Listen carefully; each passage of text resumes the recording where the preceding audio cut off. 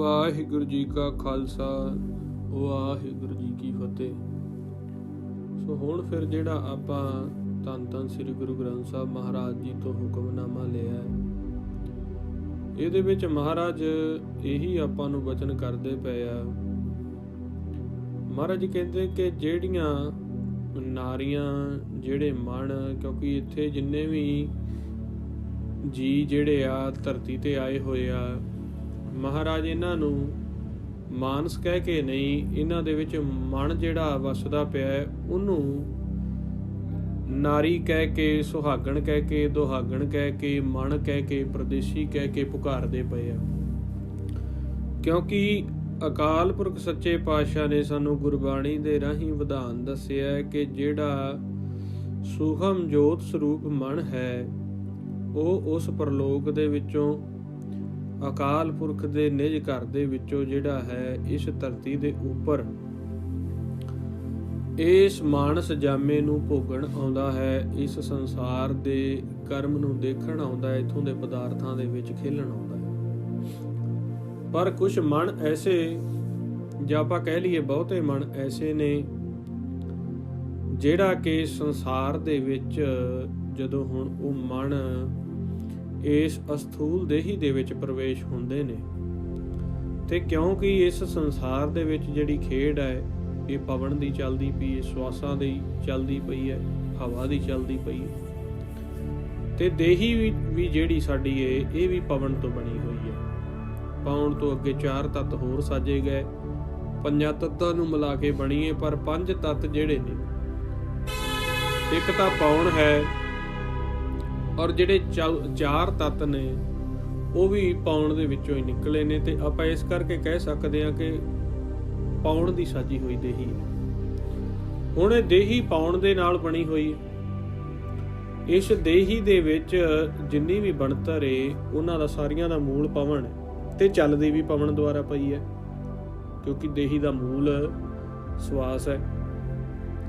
ਜਿਹੜਾ ਮਨ ਹੈ ਉਹ ਜਿਹੜਾ ਹੈ ਪ੍ਰਕਾਸ਼ ਤੋਂ ਸਿਰਜਿਆ ਗਿਆ ਹੈ, ਤੇ ਉਹ ਚੱਲਦਾ ਵੀ ਜਿਹੜਾ ਪਾਉਣ ਤੋਂ ਅਲੱਗ ਜਿਹੜੀ ਦੂਸਰੀ ਤਾਕਤ ਇਸ ਬ੍ਰਹਿਮੰਡ ਵਿੱਚ ਕੰਮ ਕਰਦੀ ਏ ਉਹ ਹੈ ਨਾਦ, ਧੁਨ, ਸ਼ਬਦ, ਨਿਰੰਜਨ, ਜਿਹੜਾ ਕਿ ਇੱਕ ਸਿਰਫ ਆਵਾਜ਼ ਹੈ, ਸੁਣਨ ਦੇ ਵਿੱਚ ਆਉਂਦੀ ਹੈ, ਧੁਨਾਤਮਕ ਸ਼ਬਦ ਹੈ। ਹੁਣ ਮਨ ਜਿਹੜਾ ਹੈ ਉਸ ਸ਼ਬਦ ਦੁਆਰਾ ਚੱਲਦਾ ਹੈ। ਜਿਵੇਂ ਪਵਨ ਸਰੀਰ ਦੇ ਵਿੱਚ ਸਰਕਟ ਕੱਟਦੀ ਹੈ ਤੇ ਸਰੀਰ ਤੁਰਿਆ ਫਿਰਦਾ ਹੈ, ਵੇਖਣ, ਬੋਲਣ, ਸੁਣਨ ਦੇ ਵਿੱਚ ਸਮਰੱਥ ਹੁੰਦਾ ਹੈ, ਕਰਮ ਕਰਨ ਵਿੱਚ ਸਮਰੱਥ ਹੁੰਦਾ ਹੈ। ਇਸੇ ਤਰੀਕੇ ਹੀ ਮਨ ਜਿਹੜਾ ਹੈ ਉਹਦੇ ਵਿੱਚ ਨਾਦ ਦਾ ਸੰਪਰਕ ਹੁੰਦਾ ਹੈ, ਤੇ ਉਹ ਨਾਦ ਦੀ ਪਾਵਰ ਦੇ ਰਾਹੀਂ ਵੇਖਣ, ਬੋਲਣ, ਤੁਰਨ ਫਿਰਨ ਦੇ ਵਿੱਚ ਸਮਰੱਥ ਹੁੰਦਾ ਹੈ। ਇਸੇ ਤਰੀਕੇ ਜਿਵੇਂ ਸਾਡੀ ਮਾਨਸ ਦੇਹੀ ਹੈ, ਇਸੇ ਤਰੀਕੇ ਦੀ ਸੂਖਮ ਦੇਹੀ ਹੈ। ਪਰ ਜਦੋਂ ਮਨ ਇੱਕ ਚਿੱਤ ਹੋ ਕੇ ਇਸ ਸਰੀਰ ਦੇ ਵਿੱਚ ਪ੍ਰਵੇਸ਼ ਹੋ ਗਿਆ, ਇੱਕ ਚਿੱਤ ਹੋ ਕੇ ਪਵਨ ਦੇ ਵਿੱਚ ਪ੍ਰਵੇਸ਼ ਹੋ ਗਿਆ, ਤੇ ਉਦੋਂ ਉਹ ਆਪ ਦਾ ਸਰੂਪ ਭੁੱਲ ਜਾਂਦਾ, ਤੇ ਜਿਹੜਾ ਉਹਦਾ ਮਨ, ਸਾਡਾ ਆਪ ਦਾ ਸਰੀਰ ਹੈ ਜਿਹੜਾ ਅਕਾਲ ਪੁਰਖ ਨੇ ਬਣਾਇਆ ਹੈ ਜੋਤ ਦੇ ਵਿੱਚੋਂ, ਉਹ ਕੰਮ ਕਰਨਾ ਬੰਦ ਕਰ ਦਿੰਦਾ। ਕਿਉਂਕਿ ਮਨ ਜਿਹੜਾ ਹੈ ਉਹ ਆਪ ਦਾ ਮੂਲ, ਉਹ ਨਾਮ ਨਿਰੰਜਨ ਨੂੰ ਭੁੱਲ ਗਿਆ, ਉਹ ਆਪ ਦੇ ਮੂਲ ਵਿਧਾਨ ਨੂੰ ਭੁੱਲ ਗਿਆ, ਜਿੱਥੋਂ ਉਹ ਸਿਰਜਿਆ ਹੈ ਉਸ ਪਾਵਰ ਨੂੰ ਭੁੱਲ ਗਿਆ, ਤੇ ਉਹਨੇ ਆ ਕੇ ਜਿਹੜਾ ਦੂਜਾ ਆਕਾਰ ਜਿਹਦੇ ਵਿੱਚ ਸਾਡਾ ਸੰਜੋਗ ਕੀਤਾ ਹੋਇਆ ਹੈ, ਰੋਜ਼ ਦਾ ਰੋਜ਼ ਅਸੀਂ ਇਸ ਦੇਹੀ ਦੇ ਨਾਲ ਵਿਜੋਗ ਕਰਦੇ ਹਾਂ, ਫਿਰ ਸਵੇਰੇ ਸੰਜੋਗ ਕਰਦੇ ਹਾਂ, ਫਿਰ ਰਾਤ ਨੂੰ, ਫਿਰ ਦਿਨ ਨੂੰ, ਇਸ ਤਰੀਕੇ ਸੰਜੋਗ ਵਿਜੋਗ ਦੀ ਜਿਹੜੀ ਖੇਲ ਚੱਲਦੀ ਹੈ, ਔਰ ਇੱਕ ਦਿਨ ਪੱਕੇ ਤੌਰ ਤੇ ਵਿਜੋਗ ਕਰ ਜਾਣਾ ਹੈ। ਇਸੇ ਤਰੀਕੇ ਹੀ ਇਹ ਜਿਹੜਾ ਮਨ ਹੈ ਇਹ ਭੁੱਲ ਜਾਂਦਾ ਹੈ ਕਿ ਮੈਂ ਇਸ ਦੇਹੀ ਦੇ ਵਿੱਚ 2 ਹਿੱਸਿਆਂ ਦੇ ਵਿੱਚ ਖੇਡਦਾ, ਕਿਉਂਕਿ ਇੱਕ ਹਿੱਸਾ ਹੈ ਜਿਹਦੇ ਵਿੱਚ ਅਸੀਂ ਦਿਨੇ ਖੇਡਦੇ ਹਾਂ, ਜਿਨ੍ਹਾਂ ਨੂੰ 9 ਦਰਵਾਜ਼ੇ ਕਹਿ ਦਿੱਤਾ ਹੈ, ਜਿਨ੍ਹਾਂ ਨੂੰ ਆਪਾਂ ਦ੍ਰਿਸ਼ਟਮਾਨ ਅੱਖਾਂ ਕਹਿ ਦਿੰਦੇ ਹਾਂ, ਕੰਨ ਕਹਿ ਦਿੰਦੇ ਹਾਂ, ਮੂੰਹ ਕਹਿ ਦਿੰਦੇ ਹਾਂ। ਦੂਜਾ ਹਿੱਸਾ ਹੈ ਜਦੋਂ ਆਪਾਂ ਇਹ ਅੱਖਾਂ, ਕੰਨ, ਨੱਕ, ਮੂੰਹ ਭੁੱਲ ਜਾਂਦੇ ਹਾਂ ਰਾਤ ਨੂੰ, ਤੇ ਜਿਹਨੂੰ ਤੁਸੀਂ ਨੀਂਦ ਕਹਿ ਦਿੰਦੇ ਹੋ, ਸੁਪਨਾ ਕਹਿ ਦਿੰਦੇ ਹੋ, ਜਾਂ ਗੁਰਬਾਣੀ ਦੇ ਵਿੱਚ ਉਸ ਅਵਸਥਾ ਨੂੰ ਸੁੰਨ ਕਿਹਾ ਹੈ, ਉਨਮਨ ਕਿਹਾ ਹੈ, ਸਹਿਜ ਕਿਹਾ ਹੈ। ਦੂਜਾ ਪੋਰਸ਼ਨ ਉਹ ਹੈ ਵੀ ਜਦੋਂ ਅਸੀਂ ਇਹ ਸਰੀਰ ਨੂੰ ਭੁੱਲ ਜਾਂਦੇ ਹਾਂ ਤੇ ਸੂਖਮ ਰੂਪ ਦੇ ਵਿੱਚ, ਵਿਵੇਕਤਾ ਦੇ ਰੂਪ ਵਿੱਚ, ਸੁਰਤ ਦੇ ਰੂਪ ਦੇ ਵਿੱਚ ਅਸੀਂ ਸਾਰੀ ਦੁਨੀਆ ਦੇਖਦੇ ਹਾਂ, ਜਿਹੜੀ ਕਿ ਇਹ ਅੱਖਾਂ ਬੰਦ ਹੋਣ ਦੇ ਬਾਵਜੂਦ, ਇਹ ਕੰਨ ਬੰਦ ਹੋਣ ਦੇ ਬਾਵਜੂਦ ਦੇਖਦੀ ਹੈ। ਉਹਨੂੰ ਪਰਲੋਕ ਕਿਹਾ ਗੁਰਬਾਣੀ ਦੇ ਵਿੱਚ। ਹੁਣ ਮਹਾਰਾਜ ਕਹਿੰਦੇ ਵੀ ਜਦੋਂ ਮਨ ਆਪ ਦਾ ਸਰੂਪ ਭੁੱਲ ਗਿਆ, ਜਿਸ ਨਾਦ ਦੇ ਨਾਲ ਮਨ ਨੇ ਕੰਮ ਕਰਨਾ ਹੈ, ਉਸ ਨਾਦ ਨੂੰ ਅਸੀਂ ਛੱਡ ਦਿੱਤਾ ਸੁਣਨਾ, ਉਹਦੇ ਨਾਲ ਟੁੱਟ ਗਈ। ਤੇ ਜਿਸ ਇਲਾਕੇ ਦੇ ਅਸੀਂ ਰਹਿਣ ਵਾਲੇ ਸੀ ਉਹਨੂੰ ਅਸੀਂ ਭੁੱਲ ਗਏ। ਉਹ ਸਰੀਰ ਤੋਂ ਰਹਿਤ, ਜਿਹੜਾ ਇਸ ਸਰੀਰ, ਇਸ ਪੋਰਸ਼ਨ ਤੋਂ ਰਹਿਤ ਇਲਾਕਾ ਸੂਖਮ ਇਲਾਕਾ ਹੈ, ਉਹਨੂੰ ਭੁੱਲ ਗਏ। ਤੇ ਇੱਕ ਚਿੱਤ ਹੋ ਕੇ ਜਦੋਂ ਇਸ ਬਗਾਨਿਆਂ ਤਰ੍ਹਾਂ ਅਗਿਆਨਤਾ ਵਸ ਆ ਕੇ ਇਸ ਸਰੀਰ ਦੇ ਇਲਾਕੇ ਵਿੱਚ ਖੇਲਣ ਲੱਗੇ, ਤੇ ਫਿਰ ਕਹਿੰਦੇ ਪਿਰ ਸੰਗ ਮੂਠੜੀਏ ਖਬਰ ਨਾ ਪਾਈਆ ਜੀਓ, ਮਸਤਕ ਲਿਖੇੜਾ ਲੇਖ ਪੁਰਬ ਕਮਾਇਆ ਜੀਓ। ਲੇਖ ਨਾ ਮਿਟਈ ਪੁਰਬ ਕਮਾਇਆ, ਕਿਆ ਜਾਣਾ ਕਿਆ ਹੋਸੀ, ਗੁਣੀ ਅਚਾਰ ਨਹੀਂ ਰੰਗ ਰਾਤੀ, ਅਵਗਣ ਬਹਿ ਬਹਿ ਰੋਸੀ। ਫਿਰ ਆਪ ਦੇ ਲੇਖ ਭੁੱਲ ਗਏ। ਆਪ ਦਾ ਪਰਵਾਨਾ ਜਿਹੜਾ ਸਾਨੂੰ ਮਾਲਕ ਨੇ ਦਿੱਤਾ ਹੈ, ਜੋ ਸਾਨੂੰ ਸਵਾਸਾਂ ਦਾ ਧਨ ਦਿੱਤਾ ਹੈ, ਜੋ ਸਾਨੂੰ ਇੱਧਰ ਤਨ ਤੇ ਮਨ ਦਾ ਰਿਜ਼ਕ ਦਿੱਤਾ ਹੈ, ਉਹ ਸਭ ਲਿਖਿਆ ਹੋਇਆ ਭੁੱਲ ਗਿਆ ਤੇ ਅਗਿਆਨਤਾ ਵਸ ਖੇਲਣ ਲੱਗੇ, ਬਗਾਨਿਆਂ ਦੀ ਤਰ੍ਹਾਂ ਖੇਲਣ ਲੱਗੇ। ਤੇ ਫਿਰ ਮਹਾਰਾਜ ਕਹਿੰਦੇ ਕਿ ਐਸੇ ਜਿਹੜੇ ਅਗਿਆਨਤਾ ਵਸ ਖੇਲਦੇ ਨੇ, ਇਹ ਜਿਹੜਾ ਪਵਨ ਦਾ ਇਲਾਕਾ ਹੈ, ਇਹ ਕਾਲ ਦੇ ਵਸ ਕੀਤਾ, ਤੇ ਕਾਲ ਫਿਰ ਉਹਨਾਂ ਉੱਪਰ ਤਸ਼ੱਦਦ ਕਰਦਾ ਹੈ। ਇਹ ਕਾਮ, ਕ੍ਰੋਧ, ਲੋਭ, ਮੋਹ, ਹੰਕਾਰ ਫਿਰ ਜਿਹੜੇ ਨੇ ਉਹਨਾਂ ਨੂੰ ਵਿਚਾਰਾਂ ਦੀ ਅਗਨ ਦੇ ਵਿੱਚ ਜਾਲਦੇ ਹੈ। ਤੇ ਮਹਾਰਾਜ ਕਹਿੰਦੇ ਜਿੰਨੀ ਦੇਰ ਤੱਕ ਇਸ ਭਵਜਲ ਦੇ ਵਿੱਚੋਂ ਪੂਰਾ ਗੁਰੂ ਸਾਧ ਸੰਗਤ ਸਾਨੂੰ ਨਾ ਮਿਲੇ, ਉਨੀ ਦੇਰ ਦੇ ਵਿੱਚ, ਉਨੀ ਦੇਰ ਤੱਕ ਆਪਾਂ ਇਹ ਜਿਹੜਾ ਬਗਾਨਾ ਇਲਾਕਾ ਹੈ, ਪਵਨ ਦਾ ਇਲਾਕਾ ਹੈ, ਇਹ 9 ਦੁਆਰਿਆਂ ਦਾ ਸਰੀਰ ਹੈ, ਇਹ ਜੋ ਦੇਸ਼ ਦੁਨੀਆ ਹੈ, ਜਿੰਦੇ ਵਿੱਚ ਕਈ ਯੁੱਗ ਹੋ ਗਏ ਸਾਨੂੰ ਰਹਿੰਦਿਆਂ ਇਸੇ ਅਵਸਥਾ 'ਚ, ਤੇ ਇਹਨਾਂ ਯੁੱਗਾਂ ਦੇ ਵਿੱਚ ਜਿਹੜੀ ਇਸ ਅਵਸਥਾ 'ਚ ਰਹੇ ਹਾਂ, ਤੇ ਸਾਡੇ ਮਨ ਨੂੰ ਰੋਗ ਪੈਦਾ ਹੋ ਗਏ ਨੇ। ਉਹ ਕਿਹੜੇ ਨੇ?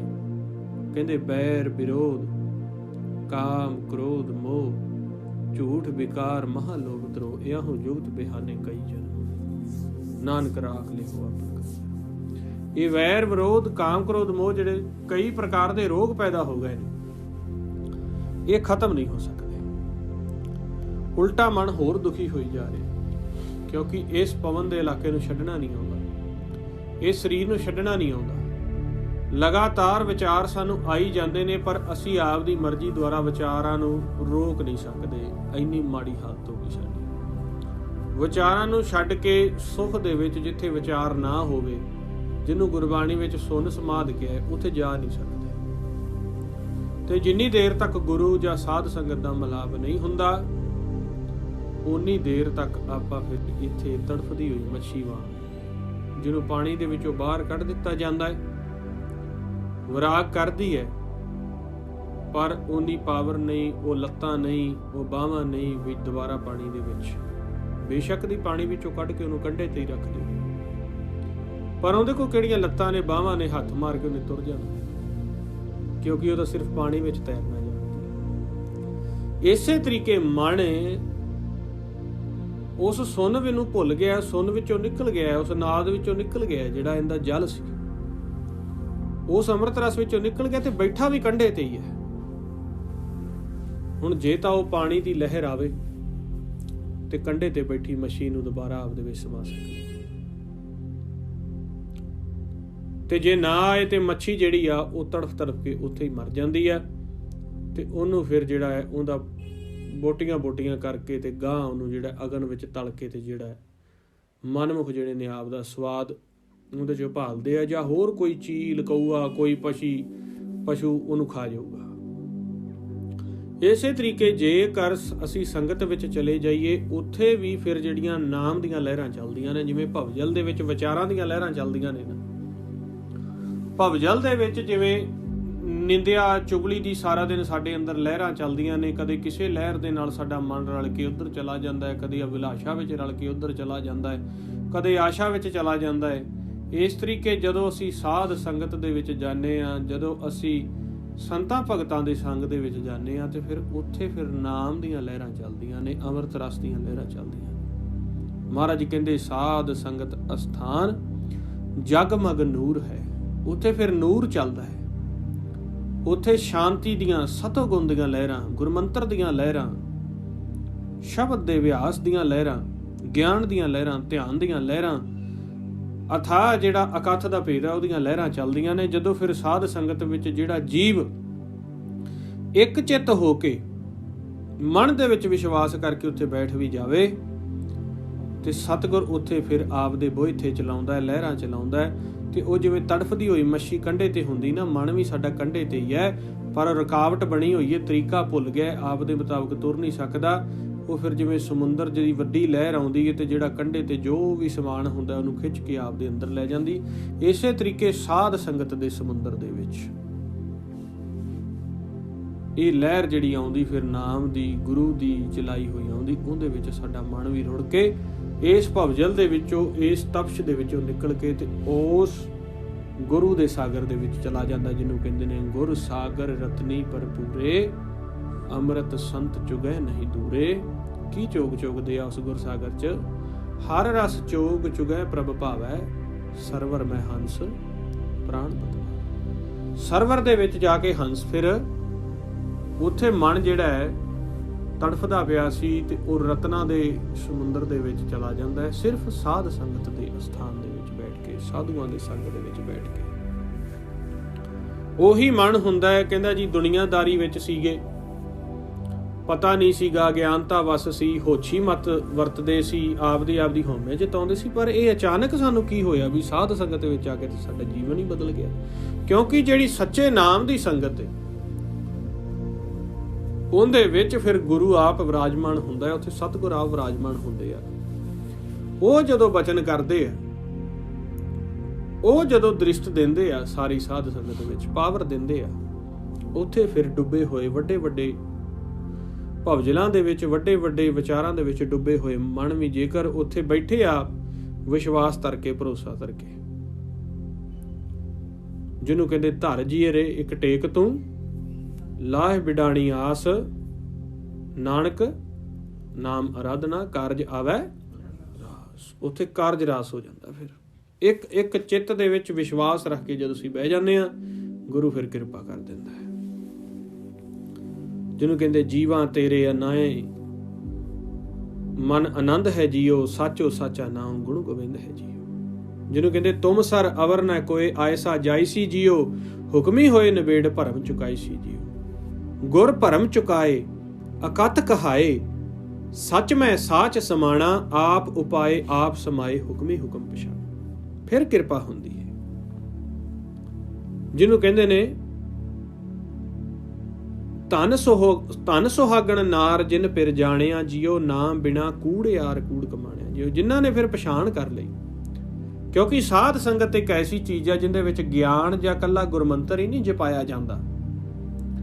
ਗਿਆਨ ਦੇਣ ਤੋਂ ਬਾਅਦ, ਗੁਰਮੰਤਰ ਜਪਾਉਣ ਤੋਂ ਬਾਅਦ ਜਿਹੜੇ ਪੂਰਨ ਸਾਧੂ ਹੁੰਦੇ ਨੇ, ਉਹ ਕਹਿੰਦੇ ਨੇ ਭਾਈ ਜਿਹੜਾ ਤੁਹਾਨੂੰ ਹੁਣ ਗਿਆਨ ਦਿੱਤਾ ਹੈ ਨਾ ਵੀ ਸੱਚ ਦਾ, ਜਿਹੜਾ ਤੁਹਾਨੂੰ ਦੱਸਿਆ ਨਾ ਵੀ ਤੁਹਾਡੇ ਅੰਦਰ ਕਿੱਥੇ ਹੈ, ਜਿਹੜਾ ਦੱਸਿਆ ਨਾ ਵੀ ਇਸ ਬ੍ਰਹਿਮੰਡ ਵਿੱਚ ਕਿੱਥੇ ਹੈ, ਆਓ ਫਿਰ ਆਪਾਂ ਕੋਸ਼ਿਸ਼ ਕਰੀਏ ਉੱਥੇ ਧਿਆਨ ਵੀ ਲਾਈਏ, ਆਓ ਫਿਰ ਉੱਥੇ ਬੈਠ ਕੇ ਵੀ ਉਹਨੂੰ ਵੇਖੀਏ ਵੀ, ਤਾਂ ਕਿ ਤੁਹਾਡਾ ਪ੍ਰੈਕਟੀਕਲ ਪੂਰਾ ਹੋ ਜਾਏ। ਗਿਆਨ, ਸਿਮਰਨ ਤੇ ਧਿਆਨ ਤਿੰਨਾਂ ਦੀ ਤੁਹਾਨੂੰ ਸੋਝੀ ਆਵੇ ਵੀ ਜੇ ਤੁਸੀਂ ਗੁਣ ਸੁਣੇ ਨੇ ਤੇ ਇਹ ਗੁਣ ਕਿੱਥੇ ਧਿਆਨ ਧਰਿਆ ਪ੍ਰਗਟ ਹੁੰਦੇ ਨੇ, ਫਿਰ ਉਹ ਉੱਥੇ ਧਿਆਨ ਵੀ ਲਵਾਉਂਦੇ ਨੇ। ਜਿਹਨੂੰ ਕਹਿੰਦੇ ਨੇ ਫਿਰ ਸੋ ਗੁਰ ਕਰੋ ਜੋ ਸਾਚ ਦਿਰੜਾਏ, ਅਕਥ ਕਥਾਏ ਸ਼ਬਦ ਮਿਲਾਏ। ਫਿਰ ਉਹ ਸੱਚ ਦ੍ਰਿੜ ਕਰਾਉਂਦੇ ਨੇ। ਅਕਥ ਕਥਾਉਣ ਤੋਂ ਬਾਅਦ, ਸ਼ਬਦ ਨੂੰ ਮਿਲਾਉਣ ਤੋਂ ਬਾਅਦ, ਗੁਰਮੰਤਰ ਨਾਲ ਅੰਦਰ ਤੇ ਬਾਹਰ ਫਿਰ ਸੱਚ ਵੀ ਦ੍ਰਿੜ ਕਰਾਉਂਦੇ ਨੇ ਵੀ ਭਾਈ ਆ ਹੈ। ਫਿਰ ਇਹ ਹੁੰਦੀ ਹੈ ਪੂਰੀ ਸਾਧ ਸੰਗਤ, ਜਿੰਦੇ ਵਿੱਚ ਕੱਲਾ ਗਿਆਨ ਜਾਂ ਕੱਲਾ ਜਾਪ ਨਹੀਂ, ਜਿੰਦੇ ਵਿੱਚ ਫਿਰ ਉਹ ਸਤਿਗੁਰ ਦੇ ਤਖਤ ਦੇ ਉੱਪਰ, ਦਰ ਦੇ ਉੱਪਰ, ਉਹਦੇ ਘਰ ਦੇ ਉੱਪਰ ਵੀ ਜਾ ਕੇ ਧਿਆਨ ਰੂਪ ਦੇ ਵਿੱਚ ਵੀ ਜਿਹੜੀਆਂ ਸੁਰਤੀਆਂ ਨੂੰ ਫਿਰ ਉੱਥੇ ਜੋਦੜੀਆਂ ਦੇ ਰੂਪ ਵਿੱਚ, ਵਿਰਾਗ ਦੇ ਰੂਪ ਵਿੱਚ ਉੱਥੇ ਫਿਰ ਬਿਠਾਇਆ ਜਾਂਦਾ ਵੀ ਭਾਈ ਇੱਥੇ ਹੁਣ ਤੁਸੀਂ ਸ਼ਬਦਾਂ ਦਾ ਬਿਆਨ ਨਹੀਂ, ਸ਼ਬਦਾਂ ਦਾ ਵਿਰਾਗ ਨਹੀਂ ਕਰ ਸਕਦੇ, ਬੋਲਣ ਦਾ ਵਿਰਾਗ ਨਹੀਂ ਕਰ ਸਕਦੇ, ਇੱਥੇ ਗਿਆਨ ਦਾ ਵਿਰਾਗ ਨਹੀਂ, ਇੱਥੇ ਗੁਰੂ ਪਿਆਰਿਓ ਕੱਲਾ ਧਿਆਨ ਦਾ ਵਿਰਾਗ ਚੱਲੇਗਾ, ਕੋਈ ਵਿਚਾਰ ਨਹੀਂ ਲੈਣਾ, ਇੱਥੇ ਧਿਆਨ ਰੂਪ ਵਿੱਚ ਬੈਠੋ। ਉੱਥੇ ਧਿਆਨ ਦਾ ਵਿਰਾਗ ਚੱਲਦਾ ਹੈ, ਕੋਈ ਰੋਣ ਨਹੀਂ, ਕੋਈ ਅੱਖਾਂ ਚੋਂ ਨੀਰ ਨਹੀਂ, ਸਿਰਫ ਸੁਰਤੀ ਇੱਕ, ਆਪ ਦਾ ਆਪਾ ਛੱਡ ਕੇ ਸਗਲ ਦੁਆਰ ਕੋ ਛੱਡ ਕੇ ਗਹਿਓ ਤੁਹਾਰੋ ਦੁਆਰ, ਬਾਹੇ ਗਹਿ ਕੀ ਲਾਜਸ ਗੋਬਿੰਦਾਸ ਦਾ। ਉਹ ਸਾਰੇ ਦੁਆਰੇ ਛੱਡ ਕੇ ਉੱਥੇ ਸੁਰਤੀ ਬਹਿ ਜਾਂਦੀ ਹੈ ਨਿਰਵਿਚਾਰ ਹੋ ਕੇ ਉਸ ਸੁੰਨ ਦੇ ਦਰ ਤੇ। ਨੇਤਰ ਖੁੱਲਣ ਤੇ ਵੀ ਉਹ ਹਾਜ਼ਰਾ ਹਜ਼ੂਰ ਹੈ, ਤੇ ਸੰਤਾਂ ਨੇ ਉਹਨੂੰ ਪ੍ਰਗਟ ਕੀਤਾ ਤਾਂ ਕਹਿ ਦਿੱਤਾ ਜ਼ਾਹਿਰਾ ਜ਼ਹੂਰ ਹੈ। ਜ਼ਾਹਿਰ ਵੀ ਹੈ ਤੇ ਹਾਜ਼ਰ ਵੀ ਹੈ, ਇਹ ਨਹੀਂ ਇਕੱਲਾ ਹਾਜ਼ਰ ਹੈ ਅਸੀਂ ਕਲਪਨਾਤਮਕ ਕਹਿ ਰਹੇ ਹਾਂ। ਕਹਿੰਦੇ ਅਸੀਂ ਦੇਖਿਆ, ਦਰਸ਼ਨ ਕੀਤਾ, ਮੈਂ ਪੇਖਿਓ ਰੀ ਉੱਚਾ ਮੋਹਨ ਸਭ ਤੇ ਉੱਚਾ। ਕਹਿੰਦੇ ਅਸੀਂ ਦੇਖਿਆ ਉਸ ਮੋਹਨ ਨੂੰ, ਮੋਹਨ ਹੁੰਦਾ ਜਿਹੜਾ ਮੋਹ ਲੈਂਦਾ ਮਨ ਨੂੰ। ਕਹਿੰਦੇ ਅਸੀਂ ਦੇਖਿਆ ਹੈ ਉੱਚੇ ਤੋਂ ਉੱਚਾ ਹੈ, ਜਿਹਨੂੰ ਗੁਰੂ ਨਾਨਕ ਸਾਹਿਬ ਕਹਿੰਦੇ ਆ ਵੱਡਾ ਸਾਹਿਬ ਉੱਚਾ ਥਾਂ ਉੱਚੇ ਉੱਪਰ ਉੱਚਾ ਨਾ, ਇਹ ਵੱਡ ਉੱਚਾ ਹੋਵੇ ਕੋਈ ਤੀ ਸੂਚੇ ਕੋ ਜਾਣੇ ਸੋਏ। ਤਾਂ ਮਹਾਰਾਜ ਕਹਿੰਦੇ ਮੈਂ ਪੇਖਿਓ ਰੀ ਉੱਚਾ ਮੋਹਨ ਸਭ ਤੇ ਉੱਚਾ। ਸਭ ਤੋਂ ਉੱਪਰ ਜਦੋਂ ਉਹ ਫਿਰ ਸਾਡੀ ਸੁਰਤ ਇਹਨਾਂ 9 ਦਰਵਾਜ਼ਿਆਂ ਤੋਂ ਉੱਪਰ ਉੱਠ ਕੇ, ਇਸ ਮਸਤਕ ਤੋਂ ਉੱਪਰ ਉੱਠ ਕੇ ਸਭ ਤੋਂ ਉੱਪਰ ਜਾਂਦੀ ਹੈ। ਸਾਡੀ ਜਦੋਂ ਸੁਰਤ ਜਾਂਦੀ ਹੈ, ਮਨ ਦੀ ਦ੍ਰਿਸ਼ਟੀ ਉੱਥੇ ਜਾਂਦੀ ਹੈ, ਇਹ ਨੇਤਰ ਨਹੀਂ, ਇਹ ਤਾਂ ਰਿਲੈਕਸ ਹੋ ਜਾਂਦੇ। ਫਿਰ ਉੱਥੇ ਉਹ ਪ੍ਰਕਾਸ਼ ਰੂਪ ਹੋ ਕੇ ਗਰਜ ਦਿੰਦਾ ਹੈ, ਦਰਸ਼ਨ ਦਿੰਦਾ ਹੈ, ਸਭ ਤੋਂ ਉੱਚਾ ਮੋਹਨ ਹੈ। ਤੇ ਜੇ ਅਸੀਂ ਬਾਹਰ ਨੇਤਰ ਖੋਲ ਕੇ ਵੀ ਦੇਖੀਏ ਤੇ ਇਸ ਜਿੰਨੇ ਬ੍ਰਹਿਮੰਡ ਦੇ ਜਿੱਥੇ ਆਕਾਰ ਸਾਹਮਣੇ ਖਤਮ ਹੋ ਜਾਂਦੇ ਆ, ਜਦੋਂ ਇਹਨਾਂ ਤੋਂ ਉੱਪਰ ਅਸੀਂ ਉਰਧ ਅਵਸਥਾ ਵਿੱਚ ਦ੍ਰਿਸ਼ਟੀ ਚੱਕ ਲੈਨੇ ਆ, ਫਿਰ ਜਦੋਂ ਸਭ ਤੋਂ ਉੱਪਰ ਉਰਧ ਦੇ ਵਿੱਚ ਜਾ ਕੇ ਸਿਰਫ ਨੇਤਰ, ਮਨ ਦੇ ਨੇਤਰ, ਧਿਆਨ, ਚਿੱਤ, ਅਦ੍ਰਿਸ਼ਟ ਦੇ ਵਿੱਚ ਲਾ ਕੇ ਅਸੀਂ ਸਿਮਰਨ ਕਰਦੇ ਆ, ਉਹ ਤੋਂ ਫਿਰ ਮਹਾਰਾਜ ਦਰਸ਼ਨ ਦਿੰਦੇ, ਅੰਮ੍ਰਿਤ ਰਸ ਦਿੰਦੇ ਆ। ਤੇ ਤਾਂ ਕਹਿੰਦੇ ਜਿਨ੍ਹਾਂ ਨੇ ਸਾਧ ਸੰਗਤ ਦੇ ਵਿੱਚ ਬੈਠ ਕੇ ਪਛਾਣ ਕਰ ਲਈ, ਗਿਆਨ ਦੁਆਰਾ ਵੀ ਸਮਝ ਲਿਆ, ਸਿਮਰਨ ਦੁਆਰਾ ਵੀ ਸਮਝ ਲਿਆ, ਤੇ ਧਿਆਨ ਦੁਆਰਾ ਵੀ ਪਤਾ ਲੱਗ ਗਿਆ ਕਿ ਕਿੱਥੇ ਧਿਆਨ ਲਾਉਣਾ ਹੈ, ਕੀ ਕਰਨਾ ਹੈ, ਉਹਨਾਂ ਦੀ ਫਿਰ ਜ਼ਿੰਦਗੀ ਬਦਲ ਜਾਂਦੀ ਹੈ। ਇਹ ਤਾਂ ਕੱਲਾ ਸਮਝਿਆ ਹੀ ਜ਼ਿੰਦਗੀ ਬਦਲਦੀ ਏ, ਪਰ ਸਮਝਣ ਤੋਂ ਬਾਅਦ ਜਿਵੇਂ ਜਿਵੇਂ ਫਿਰ ਉਹ ਗਿਆਨ ਦੀ ਵੀ ਤੇ ਸਿਮਰਨ ਦੀ ਵੀ ਤੇ ਧਿਆਨ ਦੀ ਕਮਾਈ ਕਰਦੇ ਆ, ਉਹ ਤਾਂ ਜਨਮ ਹੀ ਪਲਟਾ ਖਾ ਜਾਂਦਾ ਹੈ, ਯਾਤਰਾ ਸਫਲ ਹੋ ਜਾਂਦੀ ਹੈ ਉਹਨਾਂ ਦੀ। ਬਚਨ ਕਮਾਏ ਆਵਣ, ਜਿਹਨੂੰ ਮਹਾਰਾਜ ਕਹਿੰਦੇ ਸਫਲ ਭਾਈ ਸਫਲ ਯਾਤਰਾ, ਆਵਣ ਜਾਣ ਰਹੇ ਮਿਲੇ ਸਾਦਾ। ਕਿਉਂਕਿ ਮਹਾਰਾਜ ਕਹਿੰਦੇ ਨਾਮ ਬਿਨਾ ਕੂੜਿਆਰ ਕੂੜ ਕਮਾਣਿਆ ਜੀਓ। ਜਿਨ੍ਹਾਂ ਨੂੰ ਨਾਮ ਦਾ ਅੰਤਰਗਤ ਵੀ ਸਾਡੇ ਧੁਨ ਵੀ ਚੱਲਦੀ ਹੈ, ਕਿਹੜਾ ਉਹ ਦੂਜਾ ਪੋਰਸ਼ਨ ਹੈ ਜਿੱਥੇ ਸਾਡਾ ਸੁਰਤ ਰੋਜ਼ ਦਾ ਰੋਜ਼ ਰਾਤ ਨੂੰ ਖੇਲ ਕਰਦੀ ਹੈ। ਕਿੱਥੇ ਆ ਉਹ ਸੁਣ, ਕਿੱਥੇ ਆ ਉਹ ਸਹਿਜ ਕਰ। ਜਿਨ੍ਹਾਂ ਨੂੰ ਪਛਾਣ ਨਹੀਂ, ਉਹ ਕਹਿੰਦੇ ਫਿਰ ਕੂੜ ਕਮਾਉਂਦੇ ਆ। ਕੂੜ ਕੀ? ਕਿਉਂਕਿ ਚਿੱਤ ਦੁਨੀਆ ਵਿੱਚ ਲੱਗਾ ਹੈ, ਤੇ ਦਿਨੇ ਵੀ ਦੁਨੀਆਦਾਰੀ ਚੇਤੇ ਤੇ ਰਾਤ ਨੂੰ ਵੀ ਦੁਨੀਆਦਾਰੀ ਚੇਤੇ। ਤੇ ਜੇ ਕਿਤੇ ਕੋਈ ਧਰਮ ਦਾ, ਜਾਪ ਦਾ, ਸਿਮਰਨ ਦਾ ਕੋਈ ਕਰਮ ਕਰਨਗੇ ਵੀ, ਤੇ ਉਹ ਵੀ ਦੁਨੀਆ ਦੀ ਖਾਤਰ ਹੀ, ਪਦਾਰਥਾਂ ਦੀ ਚਾਹਨਾ ਦੀ ਖਾਤਰ ਹੀ। ਤੀਰਥ ਜਪ ਤਪ ਕਰਨਗੇ ਵੀ, ਸੇਵਾ ਵੀ ਕਰਨਗੇ, ਪਰ ਉਹਦੀ ਮਨਸ਼ਾ ਜਿਹੜੀ ਹੋਵੇਗੀ ਉਹ ਸਿਰਫ ਦੁਨਿਆਵੀ ਸੁੱਖ ਤੱਕ ਹੋਵੇਗੀ। ਤੇ ਮਹਾਰਾਜ ਕਹਿੰਦੇ ਐਸੇ ਕੂੜ ਹੀ ਕਮਾਉਂਦੇ ਨੇ, ਕੂੜ ਹੀ ਜਪਦੇ ਨੇ, ਤੇ ਕੂੜ ਹੀ ਦੇਖਦੇ ਨੇ। ਤੇ ਤਾਂ ਮਹਾਰਾਜ ਕਹਿੰਦੇ ਧਨ ਜੋਬਨ ਆਖ ਕੀ ਛਾਇਆ, ਬਿਰਧ ਭਏ ਦਿਨ ਪੁੰਨਿਆ, ਨਾਨਕ ਨਾਮ ਬਿਨਾ ਦੁਹਾਗਣ ਛੂਟੀ ਝੂਠ ਵਿਸ਼ੁੰਨਿਆ। ਅੱਕ ਦਾ ਜਿਵੇਂ ਬੂਟਾ ਹੁੰਦਾ ਹੈ ਨਾ, ਤੇ ਜਦੋਂ ਉੱਤੇ ਸੂਰਜ ਹੁੰਦਾ ਹੈ ਤੇ ਅੱਕ ਦੀ ਕਿੰਨੀ ਕੁ ਛਾਂ ਹੁੰਦੀ ਹੈ, ਥੋੜੀ ਜਿਹੀ ਛਾਂ ਹੁੰਦੀ ਨਾ ਜਿਵੇਂ ਅੱਕ ਦੇ ਬੂਟੇ ਦੀ। ਇਸੇ ਤਰੀਕੇ ਕਹਿੰਦੇ ਜਿਹੜਾ ਇਹ ਧਨ ਤੇ ਜੋਬਨ, ਸੰਸਾਰੀ ਧਨ ਚਾਹੇ ਜ਼ਮੀਨ ਜਾਇਦਾਦ ਹੈ, ਪੈਸਾ ਹੈ, ਤੇ ਜਿਹੜਾ ਸਰੀਰ ਦਾ ਜੋਬਨ ਹੁੰਦਾ ਹੈ, ਕਹਿੰਦੇ ਇਹ ਤਾਂ ਅੱਕ ਦੀ ਛਾਂ ਵਰਗੇ ਹੁੰਦੇ ਆ, ਬਹੁਤ ਥੋੜੇ ਸਮੇਂ ਲਈ, ਬਹੁਤ ਥੋੜੇ ਸਮੇਂ ਲਈ ਧਨ ਜੋਬਨ ਹੁੰਦਾ ਹੈ। ਤੇ ਕਹਿੰਦੇ ਬਿਰਧ ਭਏ ਦਿਨ ਪੁੰਨਿਆ, ਤੇ ਕਹਿੰਦੇ ਜਿਹੜੀ ਜ਼ਿੰਦਗੀ ਮੁੱਕਦਿਆਂ ਵੀ ਕੋਈ ਪਤਾ ਨਹੀਂ ਲੱਗਦਾ, ਕਿਉਂਕਿ ਇਹ ਮਾਇਆ ਤਾਂ ਇੰਨੀ ਮਿੱਠੀ ਹੈ ਨਾ, ਇਹਦੇ ਮਿਠਾਸ ਦੇ ਵਿੱਚ ਪਤਾ ਹੀ ਨਹੀਂ ਲੱਗਦਾ ਕਦੋਂ ਸਵਾਸ ਮੁੱਕ ਗਏ। ਤੇ ਫਿਰ ਕਹਿੰਦੇ ਜਿਹੜੇ ਨਾਮ ਤੋਂ ਬਿਨਾਂ ਨੇ, ਜਿਨ੍ਹਾਂ ਨੇ ਪਛਾਣ ਨਹੀਂ ਕੀਤੀ, ਤੇ ਫਿਰ ਮਹਾਰਾਜ ਕਹਿੰਦੇ ਲੇਖ ਨਾ ਮਿਟਈ ਪੂਰਬ ਕਮਾਇਆ, ਕਿਆ ਜਾਣਾ ਕਿਆ ਹੋਸੀ, ਗੁਣੀ ਅਚਾਰ ਨਹੀਂ ਰੰਗ ਰਾਤੀ, ਅਵਗਣ ਬਹਿ ਬਹਿ ਰੋਸੀ। ਜਦੋਂ ਹੁਣ ਨਾਮ ਦਾ ਸੱਚ ਦੀ ਵਡਿਆਈ ਨਹੀਂ ਕੀਤੀ, ਪਛਾਣ ਨਹੀਂ ਕੀਤਾ, ਤੇ ਜਿਹੜੇ ਸੰਸਾਰੀ ਲੇਖ ਸੀ ਉਹ ਚੱਲਦੇ ਗਏ। ਹੁਣ ਸੰਸਾਰੀ ਲੇਖ ਤਾਂ ਆਪਣੇ ਕਿੰਨੇ ਭਿਅੰਕਰ ਹੁੰਦੇ ਨੇ। ਇਹ ਆਪਾਂ ਜਿਹੜੀ ਸੱਚ ਦੀ ਪਛਾਣ ਕਰ ਲੈਂਦੇ ਆ ਨਾ, ਇਹ ਸੱਚ ਦੀ ਪਛਾਣ ਕਰਨ ਤੇ ਹੀ ਆਪਣੀ ਅਖੀਰ ਸਮੇਂ ਬਿਰਤੀ ਇੰਨੀ ਪ੍ਰਬਲ ਹੋ ਜਾਂਦੀ ਏ ਕਿ ਵੀ ਜਦੋਂ ਇੱਧਰ ਦੇ ਲੇਖ ਖਤਮ ਹੋਣੇ ਨੇ ਤੇ ਆਪਾਂ ਸੱਚ ਵਿੱਚ ਚਲੇ ਜਾਂਦੇ ਆ। ਭਾਵ ਕਿ ਵੀ ਜਦੋਂ ਇੱਧਰ ਤੂਫਾਨ ਚੜ੍ਹਨਾ ਹੈ ਅਖੀਰੀ ਸਮੇਂ ਤੇ ਜਦੋਂ ਪਾਉਣ ਨੇ, ਇਹ ਗੱਲ ਨੋਟ ਕਰਨ ਵਾਲੀ ਹੈ। ਇਹਦੇ ਵਿੱਚ ਮਹਾਰਾਜ ਨੇ ਕਿੰਨੀ ਤਕੜੀ ਗੱਲ ਕਹੀ ਆ। ਕਹਿੰਦੇ ਨਾ, ਲੇਖ ਨਾ ਮਿਟਈ ਪੁਰਬ ਕਮਾਇਆ, ਕਿਆ ਜਾਣਾ ਕਿਆ ਹੋਸੀ। ਜੇ ਇੱਕ ਜੀਵਨ ਸਾਡਾ ਚੱਲਦਾ ਪਿਆ ਲੇਖਾਂ ਦੇ ਆਧਾਰ ਤੇ, ਵੀ ਤੂੰ ਆਹ ਕਰਤਾ ਐਂ ਹੋਏਗਾ, ਆਹ ਕਰਤਾ ਐਂ ਹੋਏਗਾ, ਇੰਨਾ ਚੰਗਾ ਮਿਲੇਗਾ, ਇੰਨਾ ਮਾੜਾ ਮਿਲੇਗਾ, ਤੇ ਜੇ ਉਹ ਉਸੇ ਜੀਵਨ ਦੇ ਵਿੱਚ ਹੀ ਰਹੇ, ਸੁਰਤੀ ਨੂੰ ਨਾਮ ਤੇ ਸੱਚ ਦੁਆਰਾ ਵਿਵੇਕ ਨਾ ਕੀਤਾ, ਤੇ ਅਖੀਰੀ ਇਹਨਾਂ ਲੇਖਾਂ ਨੇ ਫਿਰ ਜ਼ੋਰ ਮਾਰਨਾ, ਅਗਣ ਨੇ ਜ਼ੋਰ ਮਾਰਨਾ, ਪਾਉਣ ਨੇ ਜ਼ੋਰ ਮਾਰਨਾ, ਤੇ ਜੇ ਸੁਰਤੀ ਵਿੱਚੋਂ ਕੱਢਣੀ ਨਾ ਆਈ ਤੇ ਇਹ ਲੇਖ ਆਪ ਦੇ ਵਿੱਚ ਹੀ ਧੱਕ ਕੇ ਲੈ ਜਾਂਦੇ ਆ। ਇਹ ਤਾਂ ਚੱਲਦੇ ਹੋਏ ਲੇਖਾਂ ਦੇ ਵਿੱਚ ਨਾਮ ਦੇ ਨਾਲ ਇੰਨੀ ਸੁਰਤੀ ਗੰਢ ਲੈਣੀ ਹੈ ਵੀ ਜਦੋਂ ਇਹ ਅਖੀਰ ਸਮੇਂ ਤੇ ਲੇਖ ਮੁੱਕਣੇ ਆ, ਸਵਾਸ ਮੁੱਕਣੇ ਆ, ਬਜਾਏ ਇਹਨਾਂ ਲੇਖਾਂ ਦੇ, ਇਹਨਾਂ ਕਰਮਾਂ ਦੇ ਪਿੱਛੇ ਹੀ ਅਸੀਂ ਆਪ ਦੀ ਸੁਰਤੀ ਇੰਨੀ ਵਿਵੇਕ ਕਰ ਲਈ ਵੀ ਕੱਢ ਕੇ ਬਾਹਰ ਲੈ ਜਾਈਏ ਨਾਮ ਤੇ ਸ਼ਬਦ 'ਚ। ਕਿਉਂਕਿ ਅਖੀਰੀ ਸਮੇਂ ਜਦੋਂ ਫਿਰ ਪਾਵਰ ਪੈਂਦੀ ਏ, ਕਾਲ ਵੀ ਅਖੀਰੀ ਹੱਲਾ ਮਾਰਦਾ ਵੀ ਲਓ ਵੀ ਇਹਦੇ ਸਵਾਸ ਨਿਕਲ ਚੱਲੇ ਆ, ਫੜ ਲਓ ਇਹਨੂੰ, ਫੜਨਾ। ਹੁਣ ਜੇ ਤਾਂ ਇਕੱਲੇ ਲੇਖਾਂ ਦੇ ਵਿੱਚ ਹੀ ਚੱਲਦੇ ਪਏ ਆ, ਆਪਦੇ ਮਾੜੇ ਚੰਗੇ ਨੂੰ ਹੀ, ਆਪਦੀ ਦੌਲਤ ਸ਼ੌਹਰਤ ਨੂੰ, ਧਨ ਜੋਬਨ ਨੂੰ ਦੇਖੀ ਜਾ ਰਹੇ ਆ, ਫਿਰ ਤਾਂ ਮਹਾਰਾਜ ਕਹਿੰਦੇ ਹੁਣ ਕੀ ਪਤਾ ਇਹਨਾਂ ਕਰਮਾਂ ਦੇ ਵਿੱਚੋਂ ਤੈਨੂੰ ਕੀ ਨਿਕਲ ਕੇ ਮਿਲਣਾ।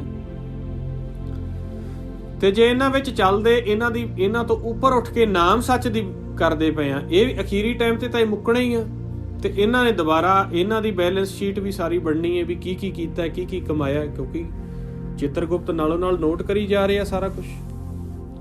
ਪਰ ਅਸੀਂ ਜੇ ਉਹਨਾਂ ਦੇ ਉਧਰ ਜਾਈਏ ਹੀ ਨਾ, ਸਾਡੇ ਕੋਲ ਐਸੀ ਪਾਵਰ ਹੈ ਕਿ ਐਸੀ ਸ਼ਕਤੀ ਹੋਵੇ ਵੀ ਜਿਵੇਂ ਹੀ ਇਹ ਅਖੀਰੀ ਵਕਤ ਦਾ ਹੱਲਾ ਬੋਲੇ, ਜਿਵੇਂ ਹੀ ਅਖੀਰੀ ਵਕਤ ਤੇ ਇਹ ਜ਼ੋਰ ਮਾਰਨ ਦੀ ਕੋਸ਼ਿਸ਼ ਕਰੇ, ਅਸੀਂ ਸੁਰਤੀ ਵਿੱਚੋਂ ਕੱਢ ਕੇ ਲੈ ਜਾਈਏ।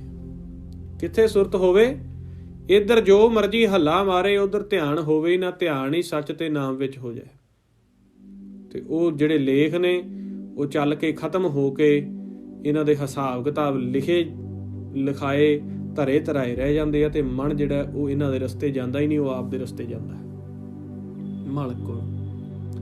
ਇੱਕ ਇਹਨਾਂ ਨੇ ਵੀ ਲੈ ਕੇ ਜਾਣਾ ਹੈ, ਇਹਨਾਂ ਦੇ ਰਸਤੇ ਨਹੀਂ ਜਾਂਦਾ, ਜਮ ਮਾਰਗ ਨਹੀਂ ਜਾਣਾ, ਜਮ ਦੇ ਮਾਰਗ ਨਹੀਂ ਹੋ ਜਾਂਦਾ,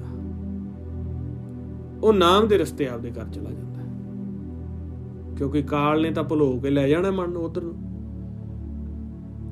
ਤੇ ਮਨ ਨੇ ਆਪ ਦਾ ਰਸਤਾ ਗੁਰੂ ਤੋਂ ਸਿੱਖਿਆ ਹੁੰਦਾ। ਇੱਕ ਕਾਲ ਵੀ ਮਾਲਕ ਅੱਗੇ ਪੇਸ਼ ਕਰਦਾ ਹੈ, ਪਰ ਇਹ ਅਗਿਆਨਤਾ ਵਸ ਜੀਵਾਂ ਨੂੰ ਕਰਦਾ ਹੈ, ਇਹ ਤਸ਼ੱਦਦ ਕਰਕੇ ਕਰਦਾ ਹੈ, ਇਹ ਅਗਨ ਸਾਗਰ ਦੇ ਵਿੱਚੋਂ ਲੰਘਾ ਕੇ ਕਰਦਾ ਹੈ। ਪਰ ਅਸੀਂ ਗੁਰੂ ਤੋਂ ਰਸਤਾ ਸਿੱਖਿਆ ਹੋਇਆ ਵੀ ਜੇ ਮਾਲਕ ਅੱਗੇ ਪੇਸ਼ ਹੋਣਾ, ਤੁਸੀਂ ਕਾਲ ਰਾਹੀਂ ਜਾਂ ਪੰਜਾਂ ਰਾਹੀਂ ਨਹੀਂ ਹੋਣਾ, ਤੁਸੀਂ ਸਿੱਧਾ ਨਾਮ ਦੇ ਵਿੱਚ ਧਿਆਨ ਧਰ ਕੇ ਹੋ ਜਾਣਾ।